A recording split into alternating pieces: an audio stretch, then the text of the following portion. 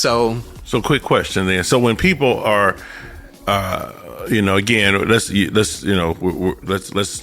go ahead and create the scenario that you're already past the dating stage, right? Guys are in a committed relationship, and you guys are getting ready to even embark upon marriage, right. Once the couple is married, or even prior to getting married, should the couple decide that, hey, I'll have my account, you'll have your account, right? But we will also have a common, what we call house account, that we both contribute money to cover expenses, household expenses, as well as even some savings for investments that we may want to do later. What are your thoughts on that? You know what? That's an excellent point. And you just made me think, because that really ties into what I was just saying, is being as close to as possible, if not exactly on the same page about money. Because the joint account, I know a lot of people have different views on it. Some people think that, they should just put every penny in there.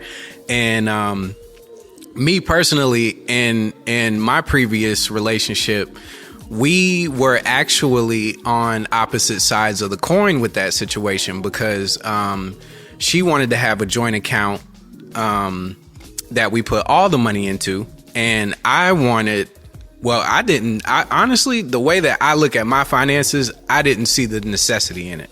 And that may be, some people may look at that and think that that's an ignorant view or anything, but at the time, that's just what I thought, because I'm very disciplined with my finances. And when I think about a joint account, it was, to me, in a way, it was giving up control. Because when I check my accounts, I know if I have $60 in the account, I know that unless I go swipe my debit card, I still have that $60. Yeah, right. But when you have a joint account, if you put every penny in there, it can get tricky, because you might have that $60 or whatever amount of money in the account. And if your spouse decides to go do something, you think money's there that actually isn't. And the crazy thing is, the bank, they don't update as often, in my opinion, as they should, because I can't tell you how many times I've been in, I'll check my account, and my account will say one number,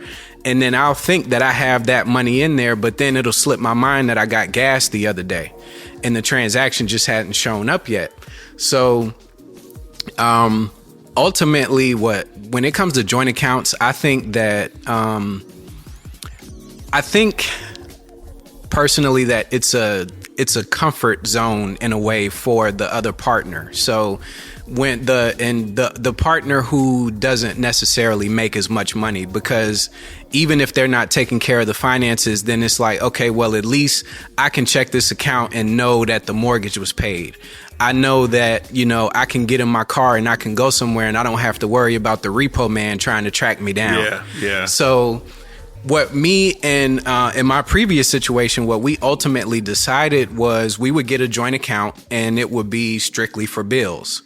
And the way that we were going to divide the finances is we were going to budget our monthly finances, cell phone, car insurance, the rent that we were paying at the place we were staying.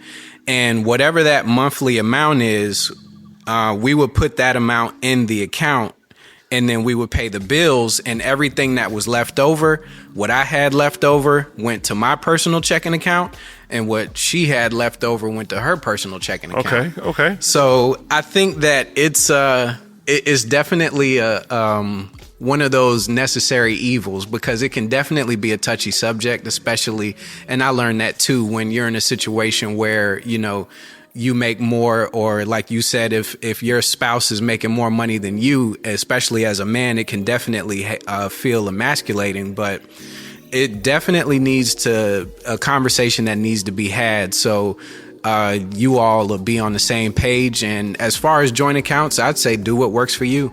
Some people, I don't see how it would work out for me, but some people it's like, hey, the joint account, what I make and what you make, what's mine is yours and yours is mine.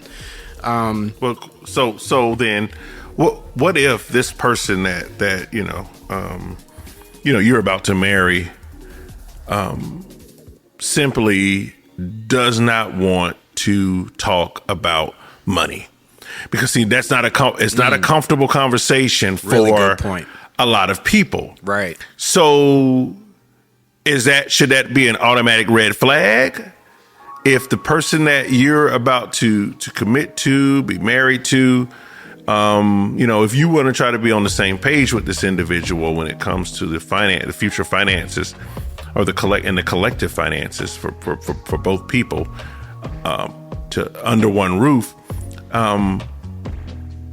would that make you think twice if this person avoids the conversation? Would it appear that they're hiding something? Would it appear that, again, there's just something that they don't want you to know? How would you handle that? How would you handle a person that, or the whole topic about someone not wanting to discuss their finances? What would you do? That's a great point. And immediately, in my mind, that's an automatic red flag, because that's the most important thing, because the first thing that will come to my mind is, what are you trying to hide? Because there's something, if money is an issue, I could understand if it was maybe something that I didn't know. Like something that, it could have been like a personal situation, like maybe something happened in your childhood and you're really careful with who you talk about it, and you don't know if like a car repossession 7 years ago, whatever. Right, okay. Right. But that is something that you definitely need to, it needs to be known up front, because that definitely ties into the importance of knowing how that other person views money. Because if they're not good with money, then we need to have that conversation. And if you're not gonna if you're gonna try to just spring that on me last minute, involuntarily, so if we wound up trying to go do something, like we might try to go get a house and both of us want to be on the mortgage, but now the bank is coming back and saying, hey, we're not going to lend you a pencil because, your co-applicant, they have a bankruptcy, or, and it hasn't passed 7 years, or they may have a car repossessed recently. And that's definitely something that needs to be set up front, because that would make me think 3 times, if that were the case. And that's definitely, to me, that's an automatic red flag, because it's like, what are you hiding? Quick question. Should couples then